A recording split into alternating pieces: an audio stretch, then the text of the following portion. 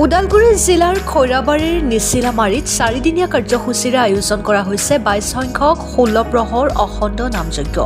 নিচিলামাৰীৰ শ্ৰীগুৰু আশ্ৰম প্ৰাংগণত বৃহস্পতিবাৰৰ পৰা আৰম্ভ হৈছে এই নামযজ্ঞ। শান্তি সম্প্ৰীতিৰ বাবে আয়োজন কৰা এই নামযজ্ঞ উপলক্ষে প্ৰথম দিনা বিয়লিৰ ভাগত এক দীঘলীয়া শোভাযাত্ৰাৰে ৰূপায়ণ কৰা হয় পানী তোলা কাৰ্যসূচী। ইয়াৰ পিছতে বিগ্ৰহ স্থাপন, বন্তি প্ৰজ্বলন, অধিবাস কীৰ্তন, ভাগৱত পাঠ আদি কেইবাটাও আধ্যাত্মিক কাৰ্যসূচী ৰূপায়ণ কৰা হয়। ইপিনে বিশ্ব হিন্দু পৰিষদৰ ওদালগুৰি জিলা সমিতিৰ সম্পাদক মদন ৰাভাই মুকলি কৰে স্মৃতি তৰ্পণ কাৰ্যসূচী। নামযজ্ঞ পৰিচালনা সমিতিৰ কাৰ্যালয় উদ্বোধন কৰে শিক্ষক হৰিচন্দ্ৰ কলিতাই। আজি দ্বিতীয় দিনা পুৱাৰে পৰা আৰম্ভ হৈছে অখণ্ড নাম কীৰ্তন।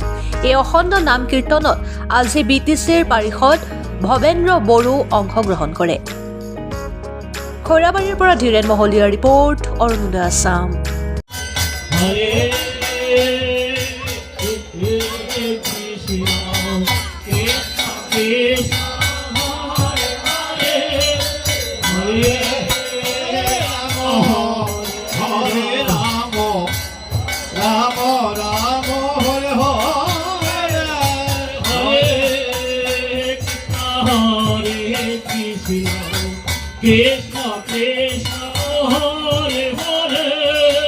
আচলতে মই ইয়াত আহি পেলাই খুব ভাল পাইছোঁ, কাৰণ সকলোকে লগ পাইছোঁ ইয়াতে। আৰু ইয়াতে এই কাৰ্যসূচীটো 4দিনীয়া কাৰ্যসূচী, মানে 22, 23, 24 মানে 25 22তম মানে 22 বছৰ ধৰি তেওঁলোকে মানে ইয়াত এই জেগাত এই ঠাইত মানে কীৰ্তন কৰি আহি আছে।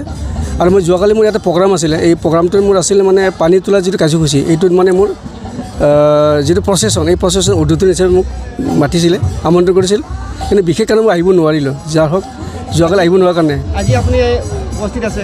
আজি কীৰ্তনত আপুনি অংশগ্ৰহণ নিজে কৰিছোঁ, হয়। কেনেকুৱা অনুভৱ কেনেকুৱা? নাই, একচুৱেলি যিহেতু ভগৱানৰ নামেই লৈ আছে আৰু ইয়াত মানে 24 ঘণ্টা ভগৱানেই নাম লয়, গতিকে হিচাপে মানে ঈশ্বৰৰ নামটো লৈ পেলাই নিজেও ভাল লাগিল। আৰু মনটো নিজকে অলপ পাতল লাগিছে তাৰমানে আজি থাকি পেলাই। সেয়া আৰু এটা কথা ভাল লাগিছে, মানে সকলো কাৰ্যকৰ্তাক লগ পাইছোঁ। আমাৰ সকলো মানে কমিটিৰ পৰিচালনা পৰিষদ কমিটিৰ সভাপতি সম্পাদক লগতে বিভিন্ন দায়িত্ব থকা বিষয়বিলাক সকলোৱে লগ পাই ভাল লাগিল তাৰমানে। এইটো আন বছৰৰ দৰে এইবাৰো আমাৰ নিচিলামাৰী গাঁৱত ৰাধা গোবিন্দ মন্দিৰ শ্ৰীগুৰু আশ্ৰম প্ৰাংগণত 4দিনীয়া কাৰ্যসূচীৰে তাৰক ব্ৰহ্ম অখণ্ড মহানাম কীৰ্তন আৰম্ভ হৈছে। প্ৰথম দিনাখন আছিল আমাৰ অধিবাস, আৰু আজি আৰু অহাকালি 16 প্ৰহৰ অখণ্ড নাম কীৰ্তন, আৰু পৰহি দিনা হ'ব আমাৰ সেই কীৰ্তন উপলক্ষে মহাভোগ অৰ্থাৎ মহোৎসৱ। আমি আজি 22 বছৰ হ'ল এই আশ্ৰমখন স্থাপিত হৈছে। এই আশ্ৰমখন আমাৰ ৰাধা গোবিন্দ মন্দিৰ স্থাপন কৰিছিল স্বৰ্গীয় গোসাই নিমাই মহাৰাজ। তেখেতে অশেষ প্ৰচেষ্টাত খুজি মাগি ইয়াতে আমাৰ মন্দিৰখন বনাইছে। আজি হয়তো তেওঁ নাই, কিন্তু তেওঁৰ যিটো কীৰ্তি আমাৰ নিচিলামাৰী গাঁৱত তেওঁ থৈ গৈছে, তেওঁৰ কাৰণে আমি সকলোৱে চিৰকৃতজ্ঞ হৈ থাকিম।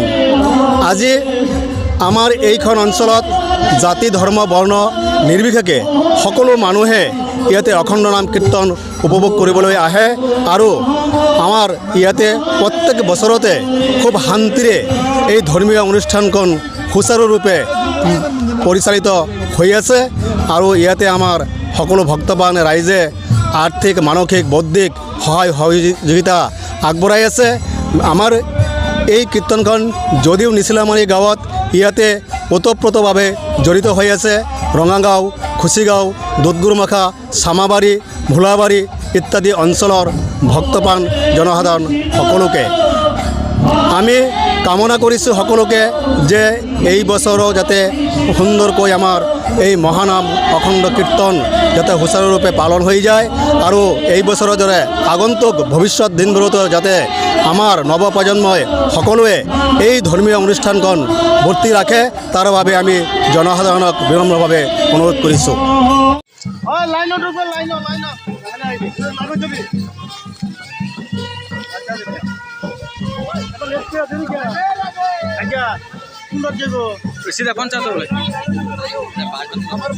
নমস্তুতে দীপং জ্যোতি পরম ব্রহ্ম দীপং জ্যোতি জনার্দন দীপং জ্যোতি হরেন পাপম দীপং জ্যোতি নমস্তুতে ওম শান্তি শান্তি শান্তি। এই যিটো নামৰ মহিমা, এই নামৰ মহিমাটো খুবেই গুৰুত্বপূৰ্ণ, আধ্যাত্মিকতাবাদৰ লগতে জড়িত। গতিকে আমাৰ ৰাভাদেৱে কোৱাৰ লেখীয়াকৈ আমি ইয়াত আজি 2-3 দিন ধৰি ইয়াত আমি নাম কীৰ্তন কৰিম, আৰু ইয়াতে যদি আমি সেইখিনি থৈ যাওঁ তেতিয়াহ'লে আমাৰ জানো কিবা উপকাৰ হ'ব? আমাৰ ইয়াত যিখিনি আমি কৰিম এইখিনি যাতে আমি ঘৰলৈ লৈ যাম, আৰু ঘৰলৈ লৈ গৈ আমাৰ যি ল'ৰা ছোৱালী, উঠি অহা যুৱক যুৱতী, কণ কণ মইনাহঁত, তেওঁলোকৰ আগত বা তেওঁলোকৰ জৰিয়তে আমি ঘৰত পৰিৱেশন কৰাৰ এটা ব্যৱস্থা থাকিব লাগে।